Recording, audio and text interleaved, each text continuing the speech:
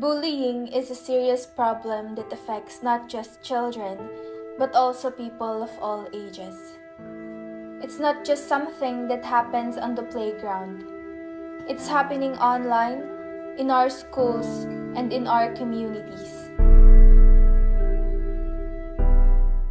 Bullying can take many forms, including physical, verbal, and cyberbullying. Physical bullying is the most visible form of bullying, but it's not the only one. Verbal and cyberbullying can be just as harmful. It can have a serious, long-lasting, and devastating effects and consequences on the mental and physical health of the individuals who are bullied.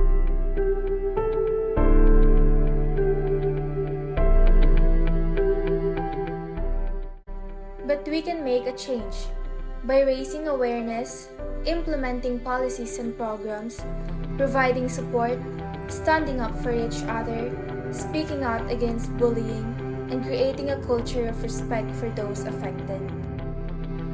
It's important to remember that there is help available. Teachers, counselors, and other adults can provide support and guidance to children who are being bullied. No child should ever feel isolated or threatened at school. However, for many people, this is a daily reality. It's time to take a stand against bullying.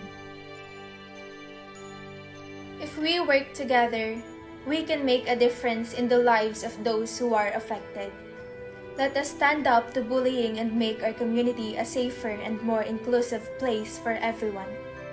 Remember that we are all responsible for preventing bullying. Support those who have been bullied while also educating ourselves and others about the potential consequences of bullying. Let us work to make kindness and respect the norm.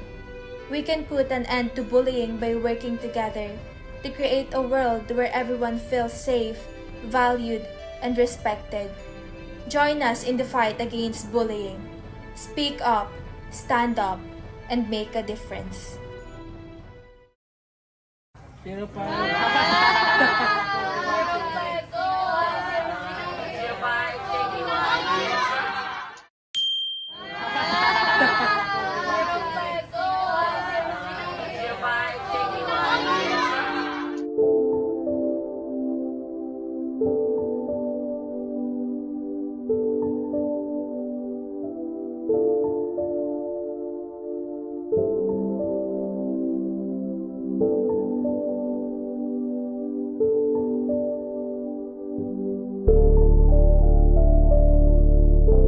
In the Philippines, students who are lesbian, gay, bisexual, transgender, and more too often find that their schooling experience is plagued by bullying, discrimination, and lack of access to LGBT-related information.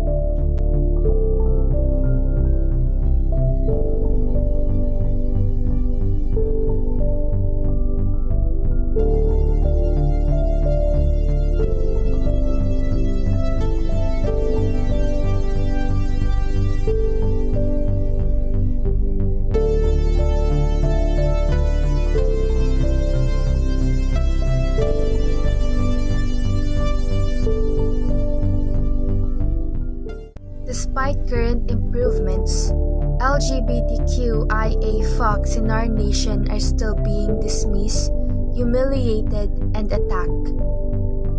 People in this group frequently face discrimination, stigma, and social ostracism. As a result, these abuses cause deep and lasting harm and curtail students' right to education.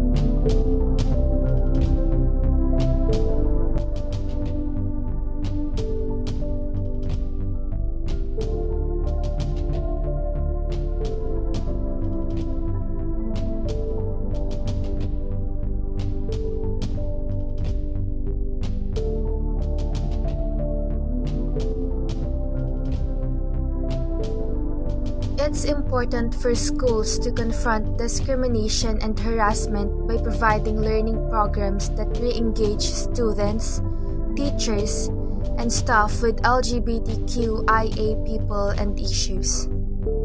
Every school should also all adopt anti-bullying and anti-discrimination policies that include sexual orientation and gender identity. Inform students about how to report bullying incidents and specify consequences for bullying. Including LGBTQ perspectives and history in the curriculum helps to create a more comprehensive and inclusive education for all students. We can also update forms to better distinguish and record events of gender-based harassment based on sex, sexual orientation, and gender identity, and also include these classifications on all manifestations related to bullying, abuse, or violence against children. When students face these issues, whether in isolation or together, the school can become a difficult or hostile environment. In addition to injuries, students describe how bullying, discrimination, and exclusion cause them to lose concentration, skip class, or seek to transfer schools, all impairing their right to education. It's essential to empower and support LGBTQ students and their allies, and to celebrate the contributions of LGBTQ people in all fields. For the right to education to have meaning for all students, including LGBT students, teachers, administrators, and lawmakers need to work together with LGBT advocates to ensure that schools become safer and more inclusive places for LGBT children to learn. Let us all work together to create safe and inclusive schools for all LGBTQ students.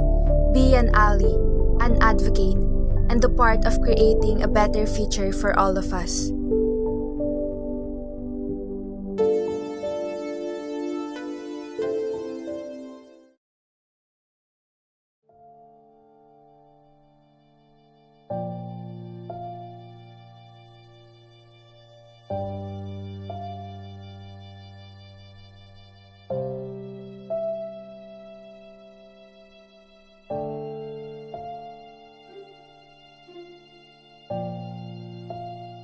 Only 40% of Filipino high school students have the financial capability to proceed to college.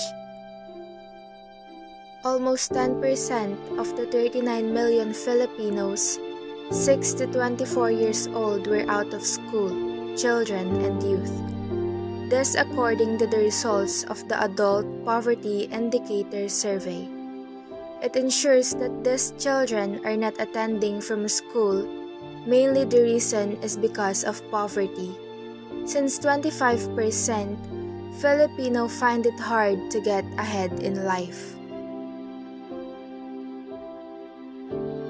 We can see here a lot of reasons why these children are not attending school, but mainly the risk is because of family matters.